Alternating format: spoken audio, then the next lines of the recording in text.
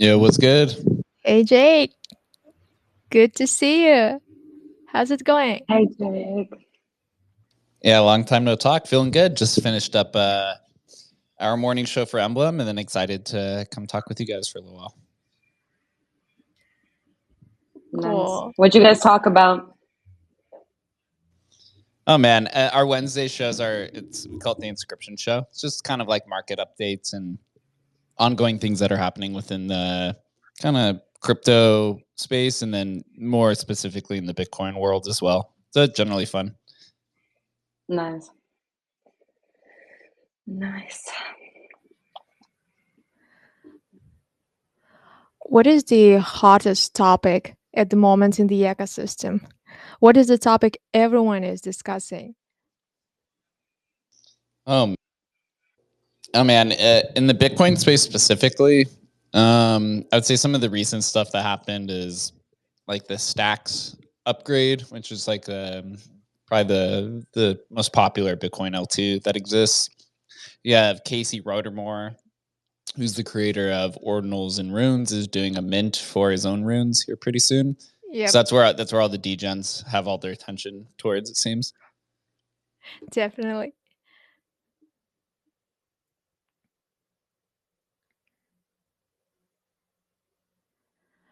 We are waiting for Steven join us, and I think we will be ready to start. Hey XCPinata, good to see you. How's it going? Hi, Kara. How's everybody doing? We great. I went to bed in about 4 a.m. my time, and Second man. Work was still working on refining the model for you. Oh, nice. So I don't know when he went to sleep. He wanted to join us today, and I said, "Hey man, we have a release next week. Please just He's have like a mad scientist at some work. I rest, gotta okay?" give Yeah. him some room.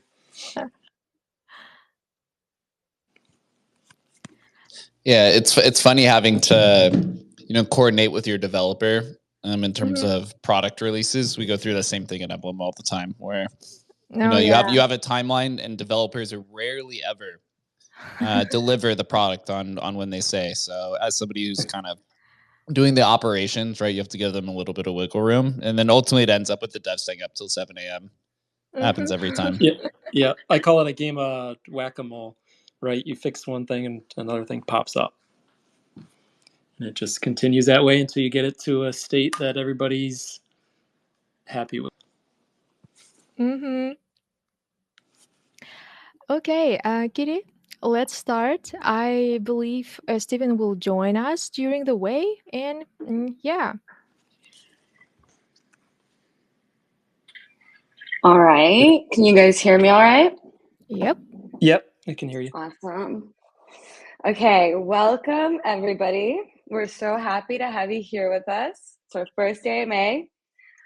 Just to give some background context, UTXORD is an Ordinals marketplace with a focus on securing artists' legacy through on-chain provenance. And we want these spaces to be a kind of behind-the-scenes look at the technical and artistic aspects of projects, and bringing together artists and developers and community leaders to share their insights in the space.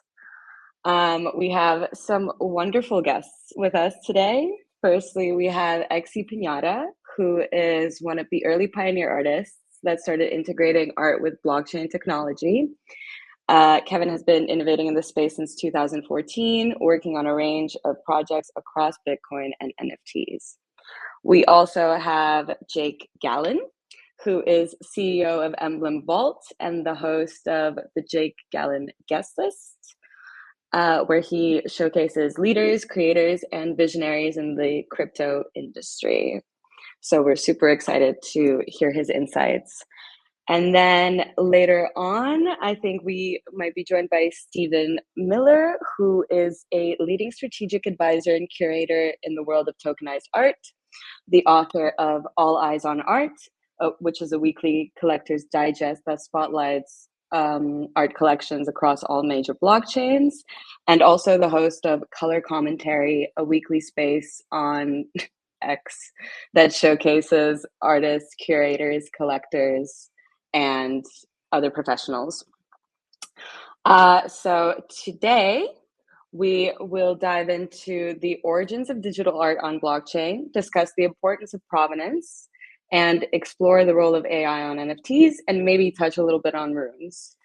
And we will also hear about XCPinata's upcoming collection, which is very exciting. So, guys, how are you doing today? Doing great. Glad to be here.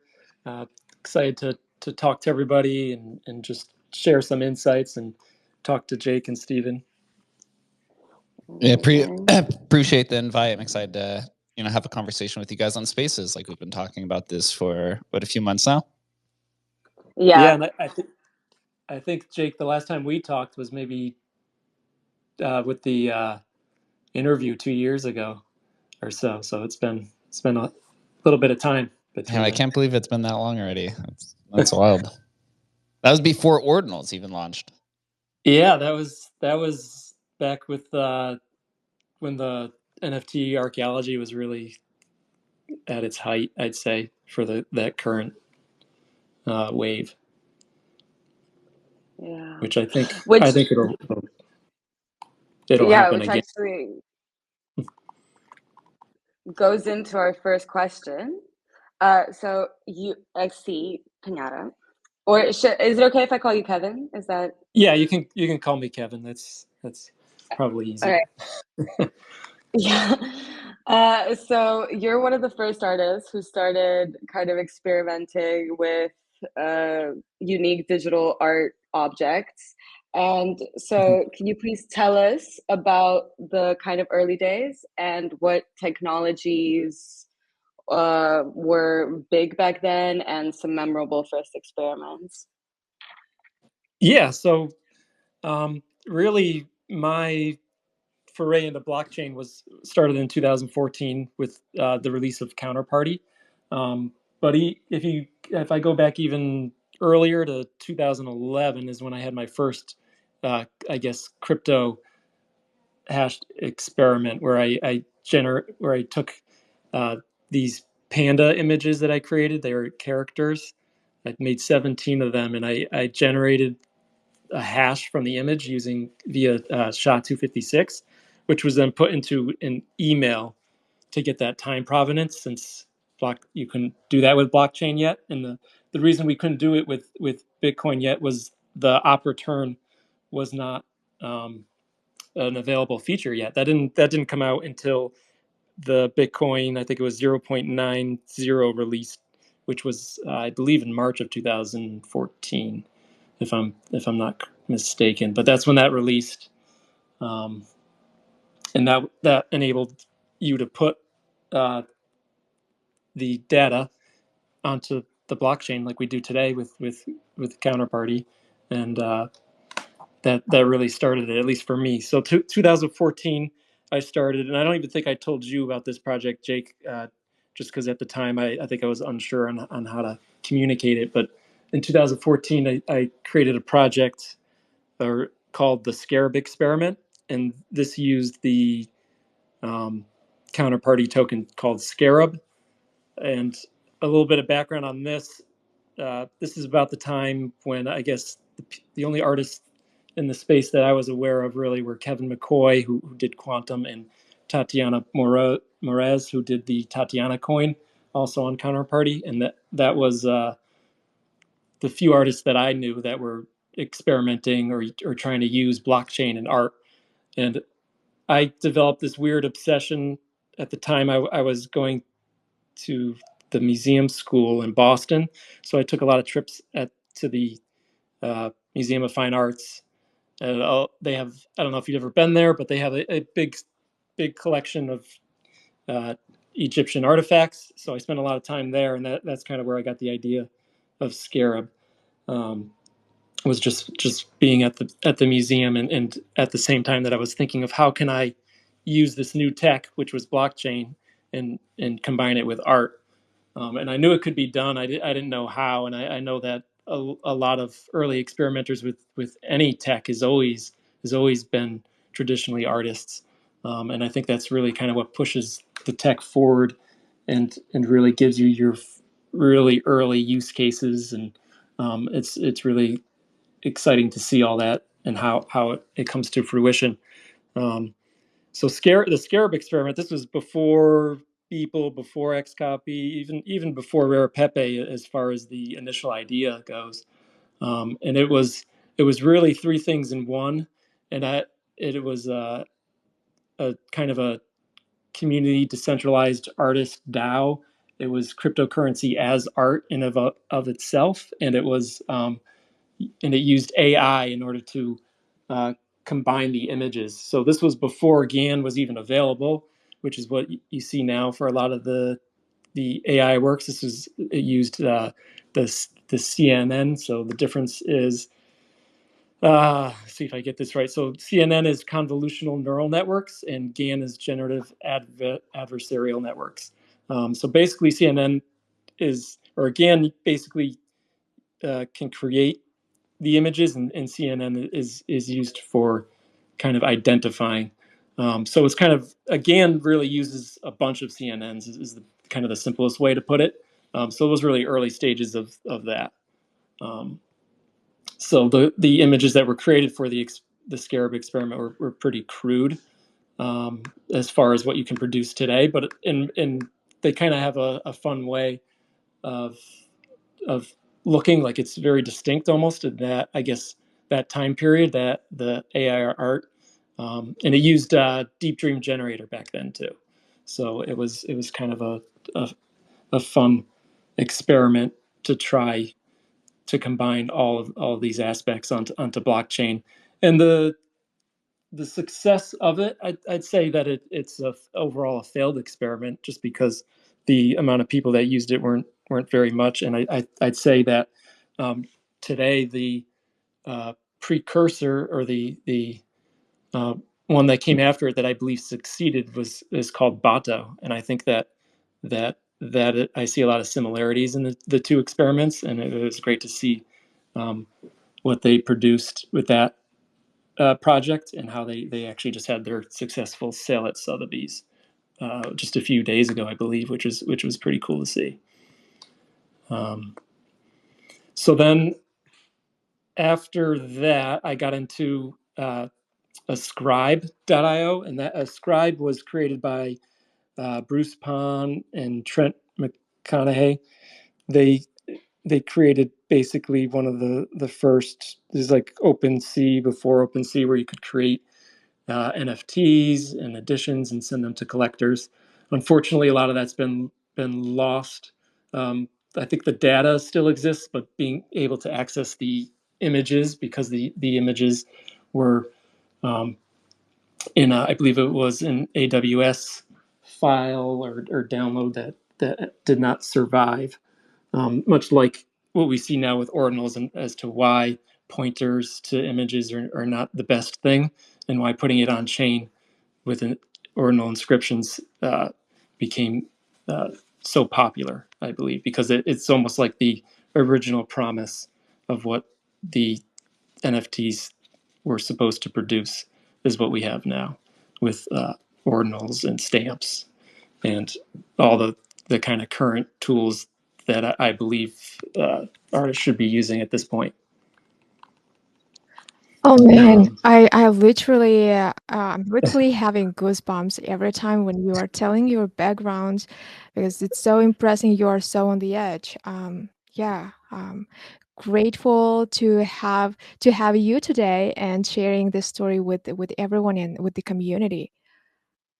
Yeah, it's great to be here, and I love answering questions, and I don't have all the knowledge, but I have some, and I have my point of view, which is fun to share. So glad to be here. Love it. Peter, how's Steven, your thank you so much for joining us. It's better now. I can hear it again. Yo, GM, so glad to be with you guys today. Hey. we wanted to ask you about how you first got into tokenized art as well, and what your kind of story with that is. Yeah, so first and foremost, I appreciate the invite. I know I was a late addition, but it's just great to be able to be here to sit alongside such great, creators and artists like XCP. Appreciate the opportunity. But my background in this really starts back to 2021.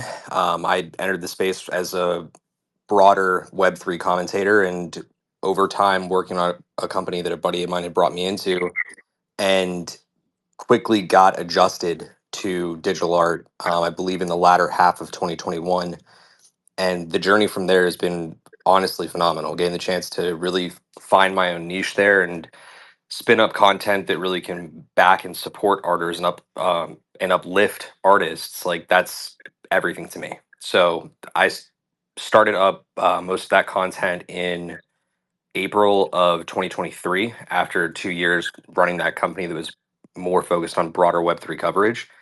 And now it's turned into, honestly, one of the brightest parts of my week, just getting the chance to support and showcase art, sharing that platform. So that's my own origin in it, but it all kind of stems back to mid 2021 for sure.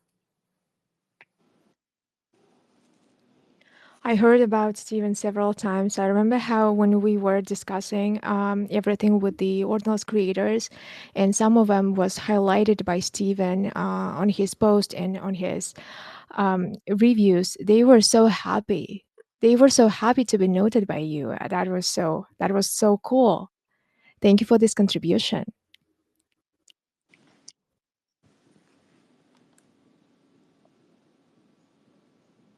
Yeah, it's Stephen. I have to say, I always appreciate being able to Yeah. see your lists that you put together for the artwork and what's coming out. And there's always so much, and it's really, you do a lot of the work. You save a lot of time by just sharing that list and putting it out for people to see. So we appreciate the work you do.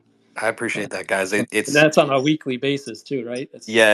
It's a labor of love, but that newsletter comes out every Monday morning, and it's been on an absolutely meteoric rise lately. Just watching artists returning with brand new creations to the space. The last 4 weeks, we've seen a massive pop of like over 50 drops covered across our 30-day window that we track. And this week we hit an all-time high for the 30-day count, which was 77 releases. So I suspect that a lot more quality art is coming back to the ecosystem right now, and it couldn't be better timed. So it's while I appreciate the kind words, statistically speaking, like I'm elated to be able to showcase and share all of those works with people, because it's hard as hell to track this space from time to time.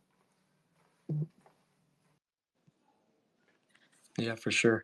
That's definitely true. When I miss the news just for one day or just for 3 days, it feels like several months or half of the year is passed since then. And when I opening your list and I see all the artists you highlighting, I'm just always thinking how you have so much time to track all of these things. Oh my God, that's a lot. Yeah, it's quite a system. Let's just say that.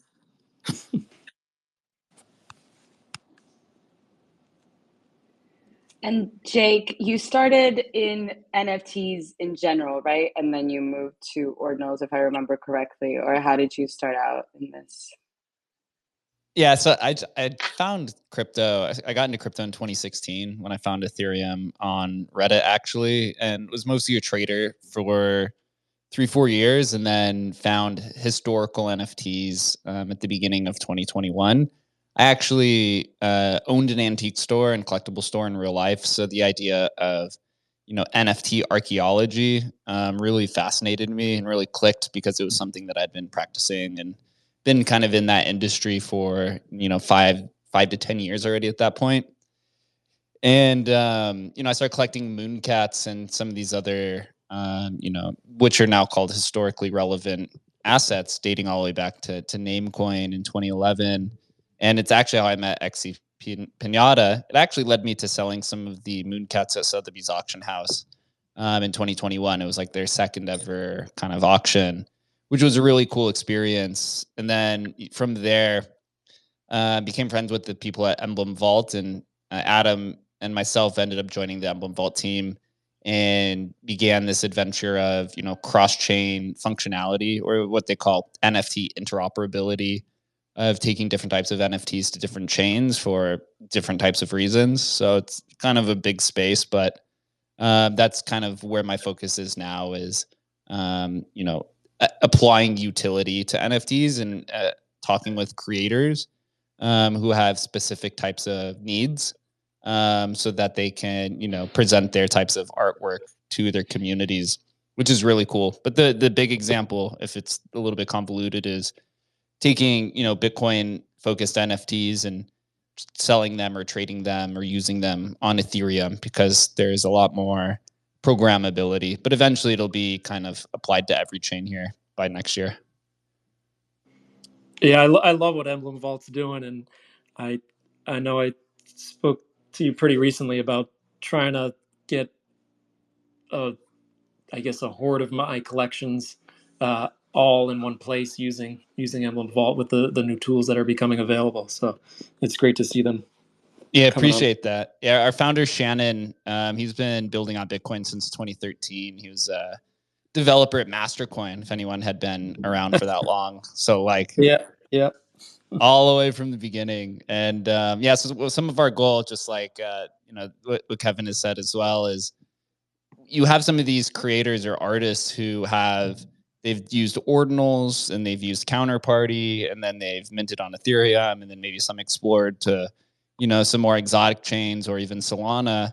And now it's like, how do we put all of these in one single place so that it's easier, not only for the creator to manage it, but it's much easier or it improves the discoverability for their collectors to find it all in one place. And just one kind of example is we worked with Coldy, who's a really popular NFT artist.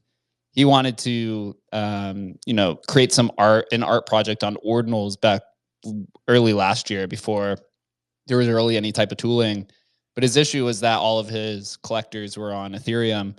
So we helped him to inscribe 300 art pieces on Ordinals and then have them vaulted or minted on Ethereum.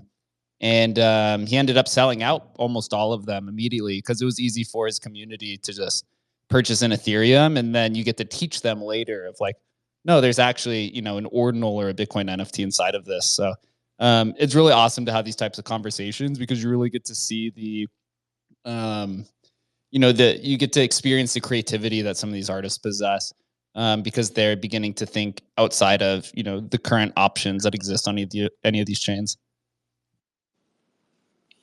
Yeah, and just leave it to artists though and creators to find the use cases that the developers may not like or may not even think of, as point in case with Ordinals and Counterparty and stamps, and even within those communities you have people using them in ways that I think I love the creativity and the experimentation, and it's fun and sometimes funny to see how it's used.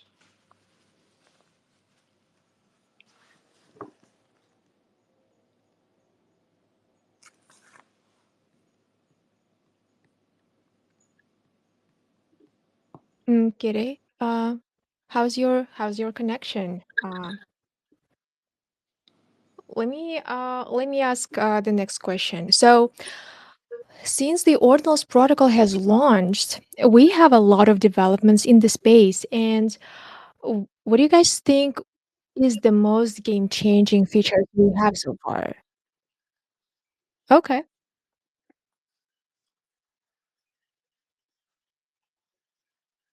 Topic, which is provenance. And what was the approach to provenance like at the start, and like how is it important for you as an artist? This mostly to Kevin, I guess. Yeah, so provenance is always been important, right? Even in the traditional art world, it's always been kind of a problem, is defining who is the artist that created this piece and how do you know it really was them. And even to this day there's disputes over who painted what, and you'll see cases going where people are sued over fraud and fake pieces. So provenance has always been important, and that's one of the biggest. I think it's the hugest thing that blockchain provides for a utility, especially for an artist. So first, for me personally, provenance, I tried to do the email, and obviously that's not nearly as good as blockchain. So then with blockchain provenance, you have counterparty with the op return. And then it didn't come till much later. Then you had maybe 10 years later, Ordinals came. And then stamps and Ordinals created the parent-child. So you can have your parent ordinal and then attach the child ordinals to that. And then one of the cool things that UTX Ord has done is taken that a step further. Actually, you guys have done multiple steps, but the first one you've done is create what's called a progeny. So this is kind of like the main signature, the main uh, inscription for an artist, and that's really important because you can release all your different works, and you can have this main signature be used as proof that you created the work and that it is an official work from you as the creator or the artist. So having that progeny and parent-child is very important. And this is one of the main things about NFTs and ordinals, right? So I believe NFTs kind of tricked people in a sense where they thought that the data was stored on chain initially. I think it was kind of maybe not tricked. Maybe that's not the right word, but I believe people thought it was more permanent. They didn't realize that a lot of the early Ethereum NFTs were pointers to images that were stored off chain. And that was one of the big issues, right? I remember talking to Casey at the Bitcoin 2022 conference. Actually, this might have been right before I spoke to you, Jake, on our interview, either before or right after. I think it was, oh, I spoke to you right after this, actually. So I talked to Casey at Bitcoin 22 that year, and he was discussing, and he asked me if I thought that people would collect or be interested in Satoshis being numbered, and I told him, I was like, yeah, I mean, people collect rocks even, so you're always going to find collectors, I think, for that kind of thing. So numbering a Satoshi I could definitely see that being of interest.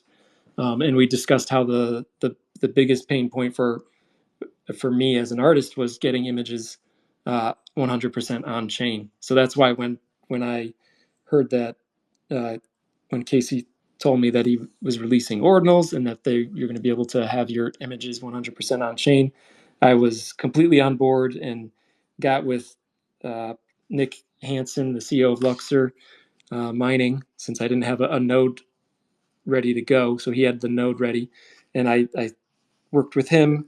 I compressed my portfolio because obviously it was still expensive if the file was large, and sent him over my early ordinal collection, which was a portfolio of pieces I had waiting for a moment like this. So we were able to inscribe all of those, and that's my first collection. And one of the cool things that UTXORD has done is it enables me to take one of my early ordinals or any early ordinal that I have, and other artists can do this now, and retroactively use that piece for provenance as your main signature progeny inscription. So, and that's exactly what I've done with them. I've taken one of my early ordinals, one of my inscriptions that was actually the early JSON of my first ordinal collection. So it has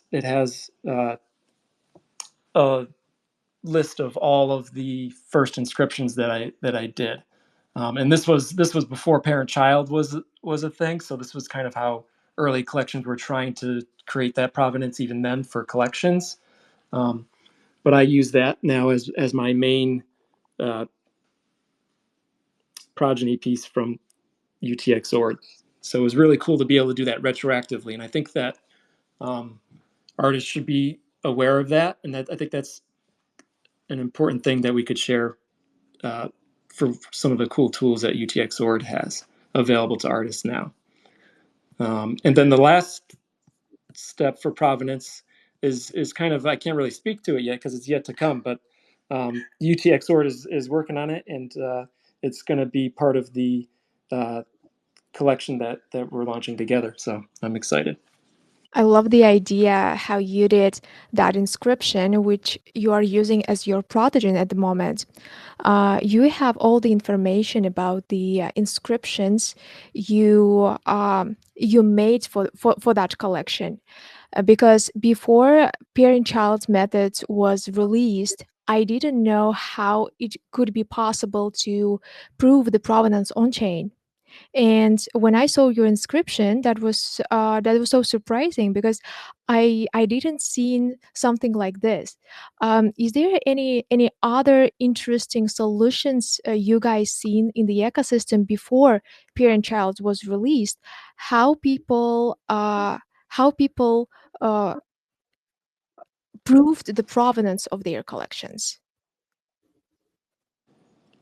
Yeah, so the one that I did there is the only way that I'm really aware of it. It was basically a JSON or a list or a text file of the collection inscription IDs, and you would see that inscription was released from the same address that inscribed the files, so you would know that that was indeed the uh, inscription for provenance. But I'm sure there was other ways that it was done. To Jake, are you aware of any other ways that this was done, or Stephen maybe? No, I'm not actually. As I was thinking about it, I think you're really early to this. Yeah, you were definitely one of the earliest to at XCP. I think that the only other thing that we had for a while there was this brilliant concept called a what is it again? Oh yeah, it's a spreadsheet. Yeah, spreadsheet technology. It's riveting shit. Yeah. So the spreadsheets for me is kind of how we did the initial sales when people were really interested in buying the work and coming into the Discord channels trying to snatch them up. That the spreadsheets were were used for that. But yeah, that's funny to think that provenance would be saved in a spreadsheet, and now you have. It's good though that parent child came along because you have the issues where the whoever issued it on say a marketplace like Magic Eden or UTXOR, they could say that this was the official list when it either it wasn't, or they could have something incorrect about it. So it's great to see that there's a solution now for that. And I believe Casey even said that he wished he had that in place before they released, but you never know. Yeah, there was so many questions to launch this parent-child method because they didn't know which they didn't know how exactly to use it, because when the Ordinals protocol has launched, everyone started building on it immediately, and the way how people start using it, there was a kind of lack of standard ways where to put all the information, which tags to use, etc. That's why it was really important to think a lot on it and to release something which might be in a standard way for everyone. So yeah, it took a while. And we have a funny story about the provenance and how we're building it. So when we release the genetic launchpad, is the tool where you can create your parents in on UTXOrt platform, and then you upload your art files to the system, and you allow your buyers and traders to mint the collection. And then when they are minting your collection, they can use your inscriptions as a parent to their collections. And I remember how every time when we are releasing the new feature, we usually test it by ourselves, and we are releasing our own collection just to check that everything works and how it will look like on public space.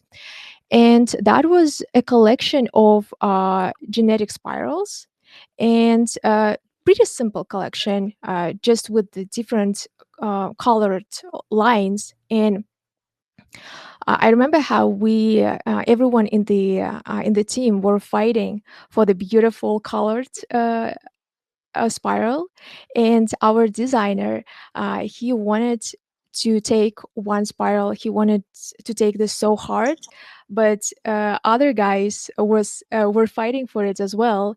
And in the end, they decided, let's leave this the most beautiful spiral to the cypherpork. So no one will be offended that he didn't take it, and we will take another one. And our designer was a little bit offended on this move, because Cypherpork was cool about this. He loves everything that we are doing. He don't have his favorites, right? And this designer guy, he minted the collection, he minted the inscription, and he took more art files, the same art files, and he inscribed them using that inscription as a parent. And he told that, okay, you guys have only one inscription from that collection, but I have the whole collection, and use uh, that one inscription as a parent. So if you will sell only one inscription, I will sell like 100 or 10,000 inscriptions, and people will think that all of them are created by UTXORT, because UTXORT has the main inscription. Let's say it is Protogen, and this Protogen have parent-child connection with the collection, right? And when designer inscribed his collection, it became like grandchildren for UTXORT Protogen. And in that moment, we was like, but we were not approving it. This is not the UTXORT collection. This is the collection of our designer.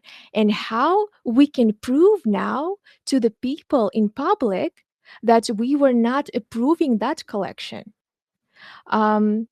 Did you guys faced the situation like this when you launch the collection and someone who buy your inscription created another content that you are not that is not aligned with your artistic legacy, but and they inscribed it to your inscriptions? And um, what is your position to these situations like this? So for me, initially, I was like, well, that kind of speaks to ownership, right? If Right, they own the inscription, right. they could do what they want with it. Which so I was like, okay, I'm cool with that. Um, but then I have seen people take some of my inscriptions and do some funny things that where they would uh, create a child that I would never Yeah. do. So it's it's kind of like you just gotta take the good with the bad, I guess. But it could be maybe an issue further down the line where if somebody wanted to act maliciously, right, Mhm. and they had the funds to do it, they could purchase the large majority of your work and attach things to it. And I haven't seen anybody act maliciously like that, but I could see that being done in the future, or maybe you know. Um, so if there is a way to safeguard against that, that would be kind of cool. Um, Especially because maybe the next collector that gets the piece would not like that, but maybe it speaks to the history of the piece too. So there's kind of good and bad. You gotta. Mhm. I'm curious on Jake and Steven, any stories about provenance and what is your point of view on this thing? Is that uh so much important, or actually it's okay not having on-chain provenance? Jake, I'll put this one right into your court, man. Yeah, no problem. So I kind of see provenance as, a few things. I mean, it depends if you're looking at it from the perspective of the collector. Are you looking at the perspective of, the creator? And then there's kind of this like middle area in between. For most, collectors, I would say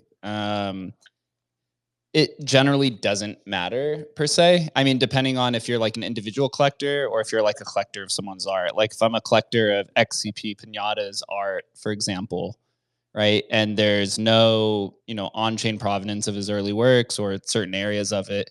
I'm just going to collect whatever he tells me is his art, right? Because you have the belief that, I'm supporting this artist and he tells me that this is his artwork, so therefore, I'm going to collect it.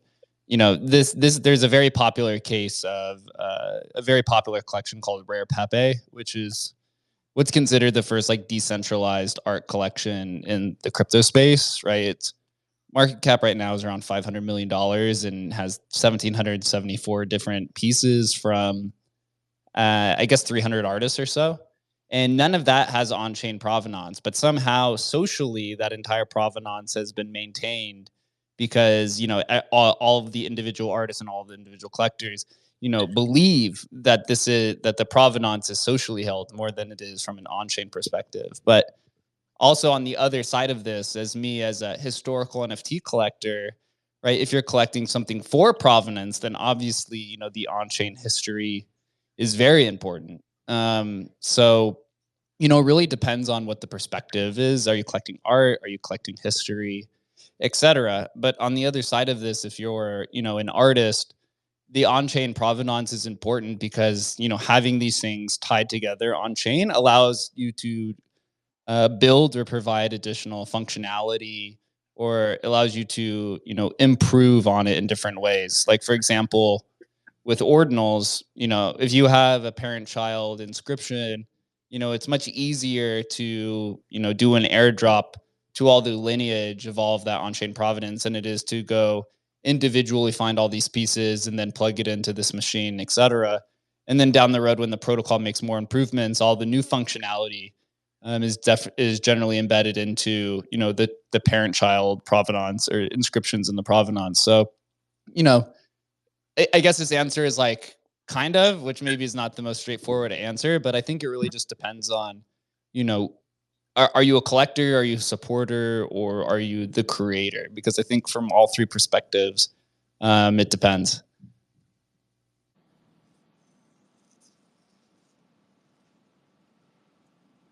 Yeah. Steven, XCPinata, do you want to share something to Jake said? Yeah, I mean, I'll jump off it for a couple of seconds here. The big thing for me is that I believe that there really is nothing more important, like for an artist or for a collector, for that matter, than the provenance behind the artwork, and that extends well beyond that of the digital space. Like if you look back to the traditional art space, there have been so many examples of like different artworks that have been lost to time that we no longer have any track or record of. And when you look at the technological advancement of what we've seen today in the beginnings of like what provenance can look like on chain, there's now even opportunities to be logging all of those traditional artworks, the fine artworks of our world that, live in the Louvre, in MoMA, in, name a museum that's near you, right? All of those artworks can be, in fact, logged on chain. So there's a provable record of exactly, what is out there, what's been, but also for everything that's upcoming, whether that's digital or traditionally, handcrafted artwork. And I mean, again, there's just so many examples. I think back to the Monuments Men, right, where you have an entire society of individuals who are just strictly looking for artworks that have been rumored to have been lost since World War II, right? So much artwork was lost during that war. But when you look at today, like you don't want that loss to occur. So it's a natural fit for people to start like actually putting these works on chain. So I personally believe it's a game changing thing for artists and for collectors because both sides need to be able to track it. And honestly, what XCP had said with how he had done a actual log, like the progeny element of it all, where every single piece had been inscribed in one inscription to show like, you know, the provable record of what has been made up to this point. Like that's on its own, it's really helpful. So like I think more and more as artists start to realize they need to have their portfolios online and locked in so that they don't lose track of past work, it's going to prove more and more invaluable by the day. That's just my 2 cents on it. But XCP, did you have a response to what Jake had said or what I just brought up? Yeah, no, I'm mostly in agreement. I think provenance is very important. Um, the fact that as an owner of an inscription, I could post a child on somebody's inscription actually could be one of those moments where it's a feature, not a bug type thing, uh, where I could see somebody creating a collection from, say, various artists and putting their collection as a child to all of these other main inscriptions to kind of maybe give validity to their collection or something. Um, so I think of it as kind of a unique prospect and what you might be able to do. But as far as like individual provenance and being able to save it for historical purposes, yeah, I mean, the blockchain's a game changer in that respect. Um, and parent-child is going to be the de facto way to do it moving forward, at least as far as I can tell. The big main issue still is the file size of what you can put on chain. And I know that we've seen a lot of new works that have, I don't know, like 9 million megapixels or whatever that it is, and they look beautiful, but that still doesn't correlate to the file size. The file size is still limited to 4 megabytes max. And I'm sure I know I've seen ways where you can kind of combine files and do that, but obviously it's cost prohibitive for most, which really just will speak to how this the Bitcoin blockchain space is desired and valuable to hold your works. So if whenever I speak to artists that are thinking about putting on chain, I tell them to do it immediately if they can. You don't know if this opportunity will leave, and if like just even a few months ago when the transaction fees were too high to really post anything without spending so much money. If you can do it now while you can, to at least memorialize some of your pieces, some of your work in a way that could last longer than our lifetimes for sure.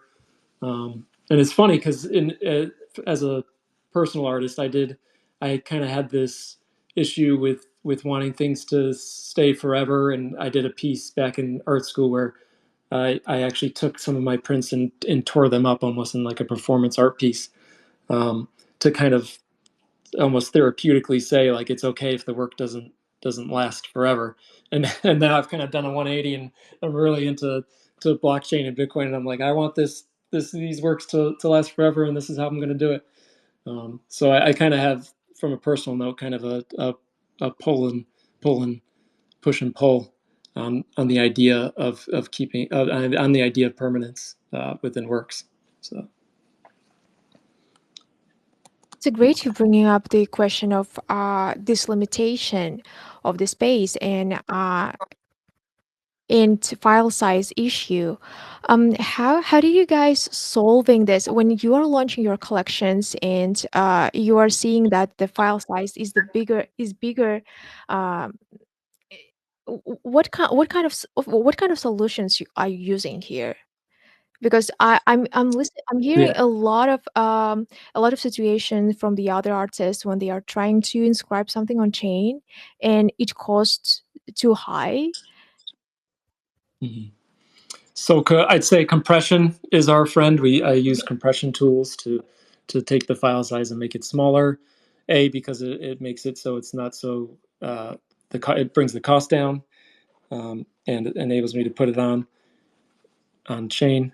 But it's a limitation, right? Like the file size most artists would like to go to is as big as possible, as large as possible, as beautiful as possible. So having that limitation is almost good in a way, because it makes you kind of have to think, how am I going to use these tools? And I think when stamps came out, that really, because the file size for that was even smaller. At the time, it was real small. So I think some of my files were like 3 bytes even. So it was, how you had to think, how can I uh, take this work that I want to communicate to the world and put it on chain in a way that it's going to communicate what I want to say and still be effective without losing uh, quality in the pieces themselves. So it's definitely an interesting thing, because I don't think, at least at this day and age, most artists have been blessed with not having to worry about file size for the most part. I know when computers were first kind of coming out, and you were kind of limited. I think my first computer was like, it had a memory of like 52 kilobytes for the entire computer. So I could see how now we're spoiled with being able to use gigs and gigs of memory. So it's a limitation, and it's fun to see how artists defeat that limitation or use it. And there's been so many creative ways. Like I just love to see what other artists are putting out there. Yeah, everything is evolving so incredibly. I think for the file compressions, etc., it would be great for us to have a separate, like, master class meeting, and to share all the techniques we are using for it. Um, Speaking about evolution and evolving technologies, here is a sensitive question. What are you guys thinking about using AI for creating art and art collections? Oh, I'm all for it. Personally, I don't see why you wouldn't. I can obviously, as an artist, I can see why some artists would be against it, or it could be seen as a negative. But I think overall it'll be a net positive. For me personally, it's really uh, only enhanced my work, and it gives me new tools and new ideas to work with. I see it as a tool completely, 100%. Even if it reduces me to curator instead of the one actually making the marks, so to speak. Um, I still think that the artist involvement is always going to be there in some form, and I think that just knowing the tools and kind of being on the cutting edge will, uh, for artists personally, I think it can only help you. And I definitely respect people that want nothing to do with it and keep my art out of the AI and don't let it go near it. And I can see that view, and I respect that. But I just think, with the way the world is so technology driven, that AI is going to be a major player moving forward in the lives of most art, and in the lives of most digital artists, anyways. Do you scare just a little bit? So I've talked to many artists that are scared, or writers even. Like my wife's aunt she's a writer in Hollywood, and uh, she's I remember her saying how she was kind of terrified that AI is going to come in and replace them. And I think they've since put in uh, rules and regulations for that. But for me, I'm not scared at all. I think from kind of a traditional sense for work as an artist, right? Like I've worked as a creative director, graphic designer, for that kind of work. I can definitely see it from like a work perspective being kind of scary, because now your boss can just type in what they want and it comes out instantly in like 100 different ways, right? So I could see from a job perspective how that could be scary. But if you're an artist that understands the tools and knows how to use them, I think that it really can turn you into basically a superhuman for creating work and being an even better designer. So it's really putting your attention to something and creating value that others can see. And I think that the AI will just help with that. I don't know if Stephen, if you have any other views you've heard of maybe that are interesting on this, or yours personally. Yeah, I mean, like, there's what you've hit so far is like those are the most common viewpoints, and like I think those are the ones that people need to be most aware of. But in terms of just general or my personal opinion, right, with how I view AI's role in art, I personally find myself siding a lot more on the side of like it's a tool. Like more than anything else, it's a brand new type of brush that the artist can have in their, in their kit.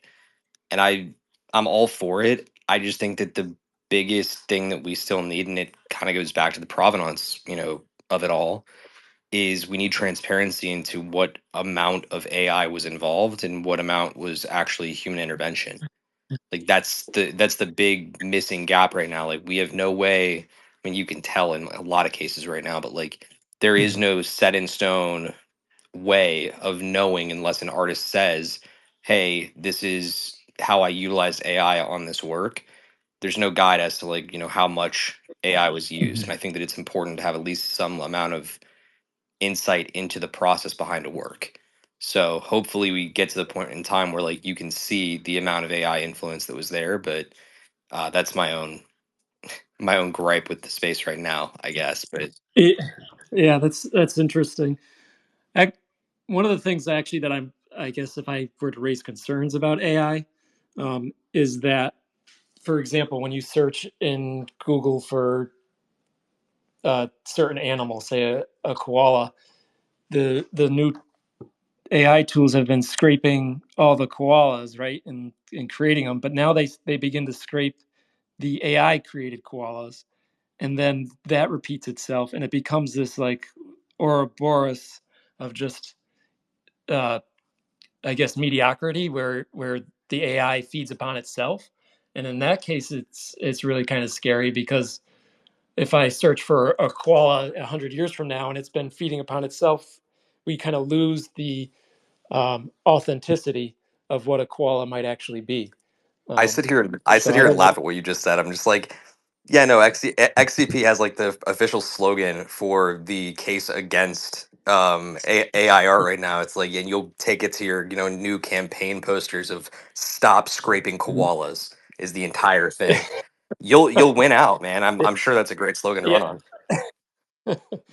yeah. So it becomes a concern, right? Of how do you tell what was a true representation of the koala to start with, right? So, um, and I don't have an answer for that. I guess that's what makes it scary. But maybe there could be a way in the future. Um, Jake, what is your perspective on this question? Yeah, so for me, for AI, I don't, I personally don't have any concern about it. I just see it more as a tool to, further improve an artist or a developer, whoever's skills. And, from the conversations that I've had with artists and, other people in the crypto space who use AI, it only seems like it's been a mass benefit more than it's been a negative. I mean, there could be, a situation where this kind of further hollows out kind of like the middle talent artists, because the ones who have the ability to pick up on AI to improve their art, create, a further divide between the better ones and, kind of the entry level artists. I mean, that could be a possible situation, but I don't think most people are getting replaced. I just think that it makes people better, which therefore could later, create a talent divide. Yeah, I will say that I am kind of shocked at the speed and quality of the AI, Oh yeah. and how it's. I knew it was coming, and I've always used, like, I've been using AI tools for, I don't know, like back with the Scarab experiment, right? So that was what, 2014. Um, So I'm not surprised. I'm not surprised that it's here. I'm just surprised at how good it's gotten. I didn't expect it to be so good so quickly, and I think that it's going to ripple into other areas besides art and as well. But I guess that's more of a, I don't know, futuristic conversation about how the world's going to look in just a few years. I imagine it's going to be very different in a decade from now. Oh yeah, thank you for sharing your thoughts on it, and guys. That was helpful for me to know the other perspectives on it. Um, let's take a little organizational moment. So we wanted to keep this conversation today for not longer than 1 hour, and we still have a couple more questions we wanted to discuss together. So, how would you like to proceed? Would you like to finish these questions and keep talking today, or we would like to take a pause for today and have the another AMA session and keep this conversation for the next one? So I have like 20 more minutes if people have time. Cool. I'm cool. Otherwise, I'm yeah. cool with that. Okay, so one more question I have is about what do you guys think about creating the art collections together with your fans and with the community? Did you think about this before? And yeah, and what was that thought about, Kevin?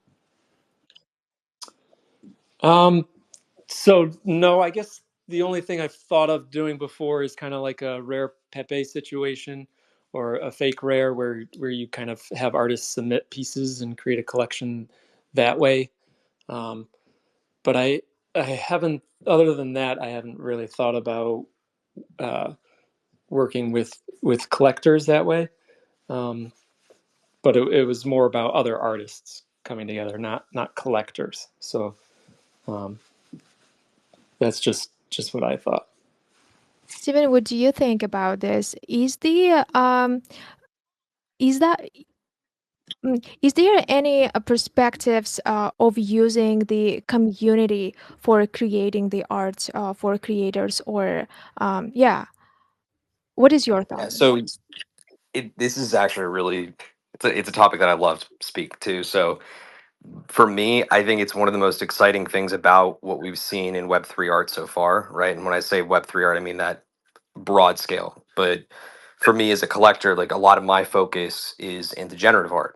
And what we've seen over there across time has been really incredible now watching collector communities co-curate with an artist these specific works. And now, like, again, I know we're getting away from the Bitcoin of it all, but the example that I always refer back to is QQL from Tyler Hobbs, right? You had an opportunity to purchase one of these passes, and then you got to go into the algorithm itself, play with the code, determine the seed that you actually most liked, and then you could mint that seed that would churn out the output that you preferred.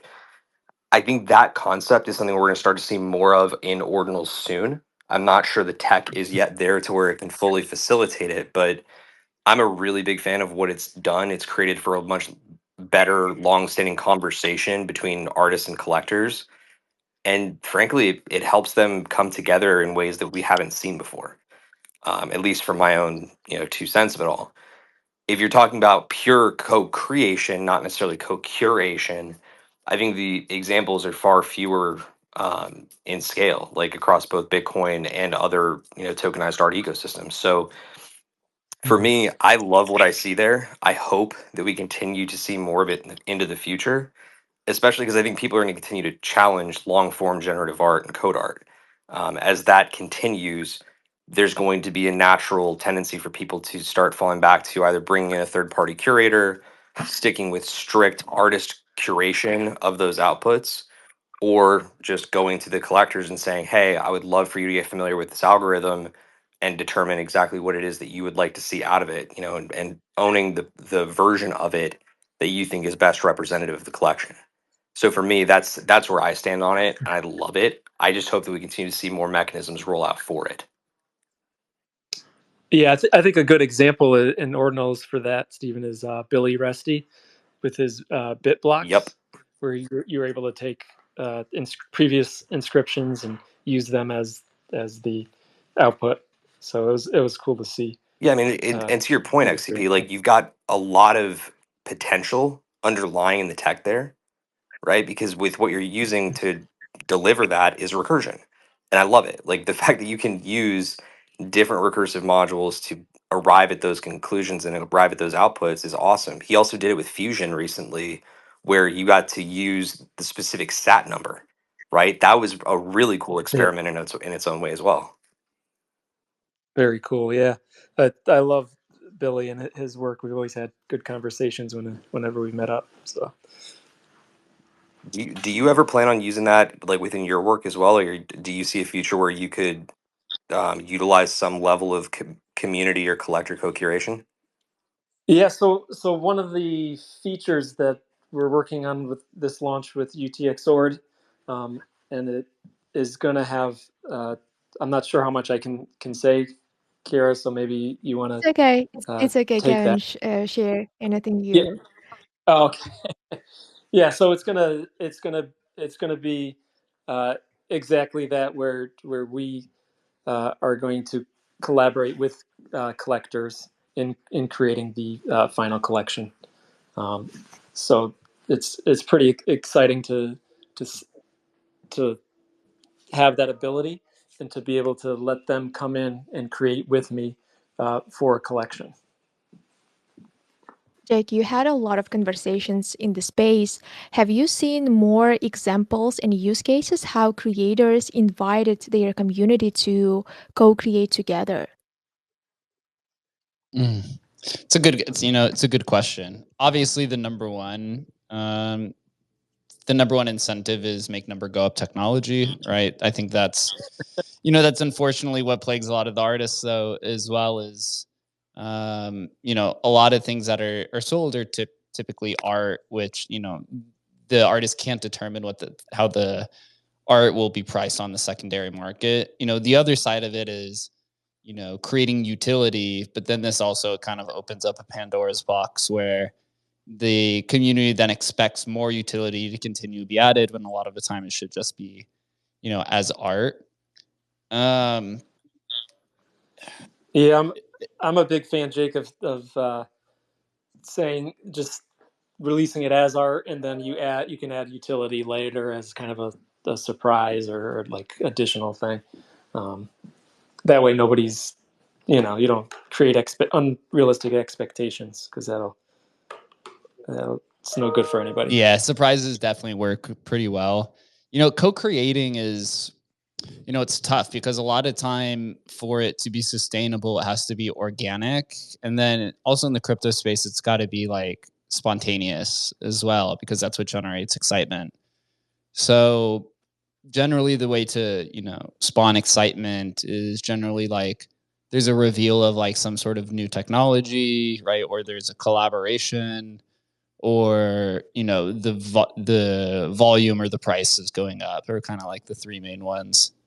So collaborations tend to be, like an easy opportunity from a networking perspective. But, looking at it from the builder side here, somebody who works with artists to help, add, different types of functionality to stuff.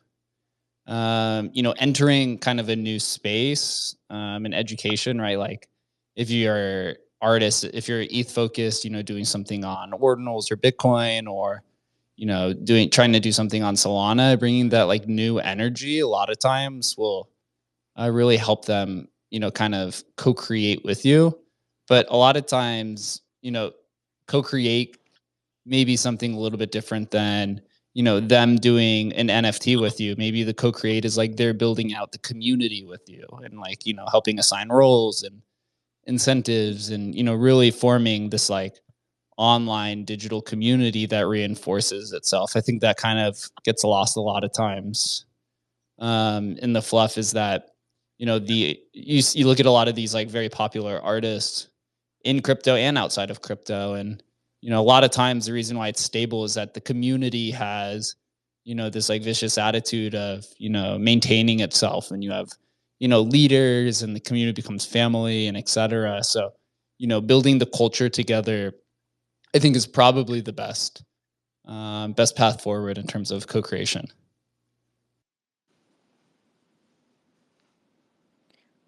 I know Kitty wanted to ask a question about. Yeah, sorry. I just thought XC had something to add, but since we touched a little bit about utility, I was wondering, what are you guys' thoughts on runes, and whether you've seen kind of any notable examples how they've been used in sort of within communities or in conjecture with kind of inscriptions, and any thoughts on that? Yeah, so I'll speak to what I know about runes. So I launched a rune. I think it was like number 5,000 or something. Once the fees had cooled down a bit, so you weren't spending a crazy amount to launch them. But I launched a rune, and its utility is basically every now and then I release a piece, and you can use those runes to place bids, and you use the highest bidder, or sometimes the fastest bidder, or I make it kind of interesting so it's not just the highest bidder wins, because I think sometimes that's a little unfair. So sometimes I do a specific number, and whoever gets the closest to that number wins the work. But that's just how I've used runes, is to give it kind of a fun utility for collecting some unique pieces that I offer to collectors. And other than that, I guess I obviously, being an early ordinal inscription creator, I received a bunch of the dog go to the moon runes, which I still have, just really just holding those, because really just speculative at this point. But I like the whole fair and free movement on that. I think that's pretty cool. And I believe Casey's new rune, what is it? Memento. Jake, do you know the name Memento of it? Mori. It's releasing in, I think, just a few hours now, right? Like 10 Yeah, hours. they just did an airdrop. It's trading now. I think the minting starts pretty soon. Yeah, okay. Great. And that was for his people that subscribe to the podcast or their Patreon. Is that how that worked, Jake? Yeah, it was like, if you're subscribed to their Patreon, they took 50% of the total supply and airdropped it to Patreon holders, which they ended up getting like almost 4,000 signups or something like that. Yeah, very, very cool. Do you have anything to say on runes, Jake? I know. You probably... it's so runes is like, it's kind of unique within itself, but doing a fungible token for artists, right? If you're an artist and you issue NFTs and then you do a fungible token, you could do the route of like Memento Mori, like what Casey and them did, which is cool. They said straight up at the beginning that there's no utility. They said it's bring your own utility, quote unquote, which is kind of funny, right? Yeah. I have seen artists do fungible tokens, and it's gone horribly wrong.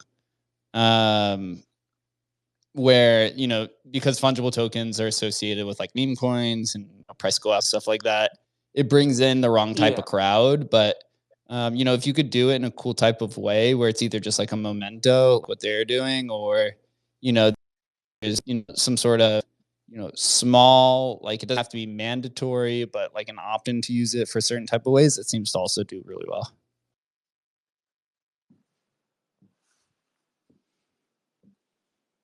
Steven, do you have anything on runes? So I have one thing really quick, and I'll try to make it succinct. But before I do give the thought on it, Jake, for your show, is there ever going to be a rune? It's funny. I actually tried doing an NFT project for my podcast earlier this year. It ended up being a lot tougher than I thought it was going to be. Essentially, I was trying to like tokenize the episode and use the tokens between me and my guest as like a social token that can Oh, I remember that. You were asking the artist to create like an I think, artwork. right? Yeah, For it was like each you one? create your own Yeah. podcast cover for the episode, and then with that with that podcast cover art, it then would be used with some type of collaboration between me and that person. It's tough, man, especially when there's no precedent set. You have to there's like this education barrier of trying to explain what it is, which a lot of times gets in the way of progress. Gotcha. Yeah, look, I appreciate you taking the time to answer the question on that one, because I'm sitting here about to put runes through the lens of art, and the last thing that I want to do is put down the runes ecosystem broadly, because it's not the point. I think the runes have a purpose and a role to play out here. But to me, I think that the idea of injecting runes into the ordinal economy is like the art on ordinals economy is a little bit, what's the word? It's not, there are limited ways to make it work. One of them, a brand new protocol that's coming up here very shortly, or I guess it's a new iteration of the protocol, is literally called Rune Art. And they've done a great job with what they've created. And I think it's one of the few cases where it makes sense to cross over runes into art. Essentially, it's the fractionalization of one art using runes.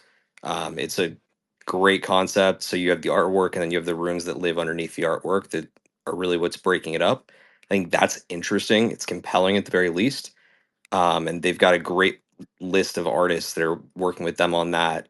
So it's 7 artists for the initial release. Each of those artists has 10 artworks, 10 one of ones. They're going to be subdivided into 100 runes that you can collect to basically own a portion of each of those one-on-one works.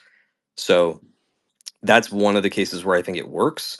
But for artists to be thinking about, like, I guess, creating a circular economy, it reminds me of an episode of It's Always Sunny in Philadelphia where, like, the gang basically makes a fake currency, like, that they're handing out at the bar to, like, generate more interest in buying drinks, when in reality it just creates a completely circular economy, and it's not generating any amount of value for the artist, and it's ultimately just creating a momentary dopamine rush for the customer, or in this case, the collector.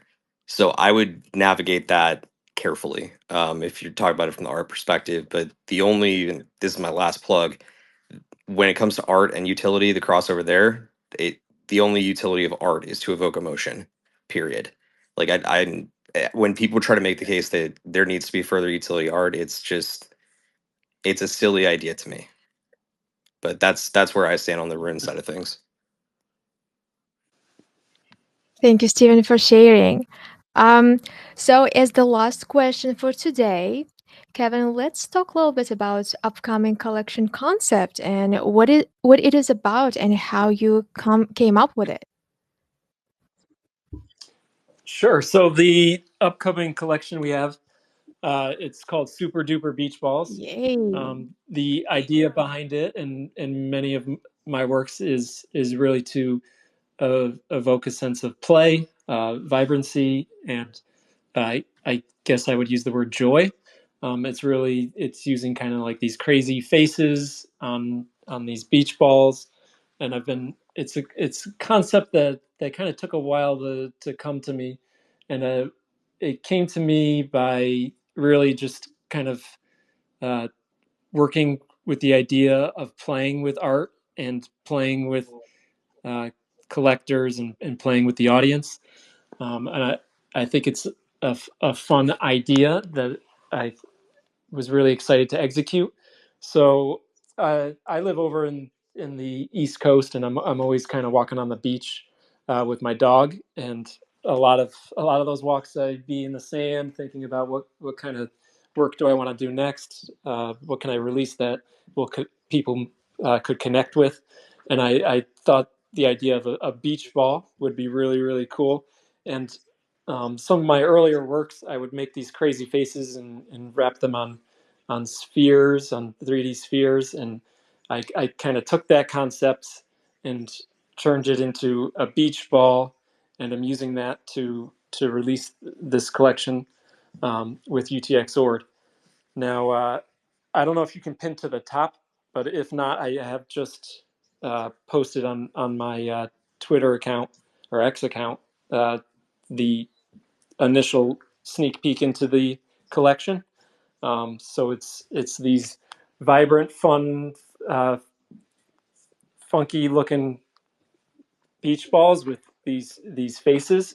And with all my work, or most of my work, I like to work with colors. And you'll see that. And there's never really, I don't really ever stick to a color scheme. I like to use all colors, and that's just because I love the potential and what you can create without having limitations for color. So I really like to use colors, and you'll see in these beach balls lots of color. You'll see lots of faces, lots of teeth and kind of mouth. I think it was Walt Disney who said the most important part of a character is the eyes and the mouth. So I really wanted to emphasize the eyes and the mouth on these. And I thought for collectors that having these be circular images, right? PNG, so it'll be circular, so that way there is no square or outside like most of my images. And since it's circular, if it works as a beach ball, and it can be used kind of as their digital identity online if they wanted to as well. And I thought that would be a good concept to do with this work. And one of the great things that we're doing with UTX Ord is this play with the collector. So collectors are going to be able to come in and take my beach ball concept and create beach balls based on what they think looks really cool or what they think they connect with, and they'll be able to submit it to me, where I will curate which pieces will go in the collection. So this is going to be kind of a real close curation with the artist and collector working together to create the final pieces in this collection. So I think it's something new that I've never done before, but I think that it's something worth trying, and I'm excited to try the new tech that UTX Ord has put together with my beach ball pieces, and put together to allow collectors to come and create their own and see which ones they like and submit to me, so that we can make this final collection. So it's really exciting. Again, it's called Super Duper Beach Balls. I had a longer name at first, but I kind of cut it down to what I thought summed it up pretty briefly. But it's really, like all my work, to exemplify and show how you can have play with art, and I think play is so important in this world. So that's really what I'm trying to express. I love the vibe of it. Yeah, and I imagine myself there in a chill atmosphere, just playing, having fun, and uh, yeah. Thank you guys so much for joining us today for this conversation. Everything that we discussed today will be um, we are using it. We are using this for this upcoming collection, and we are so excited for its launch next week. So everyone who has joined us today, you are having the extra Beethovens to your account. So just DM us, connect with us, and we will be sending your extra Hovens to participating in this conversation. Cool. That was a great conversation. I really enjoyed having this. Jake, Steven, thank you so much for joining and sharing your perspectives here.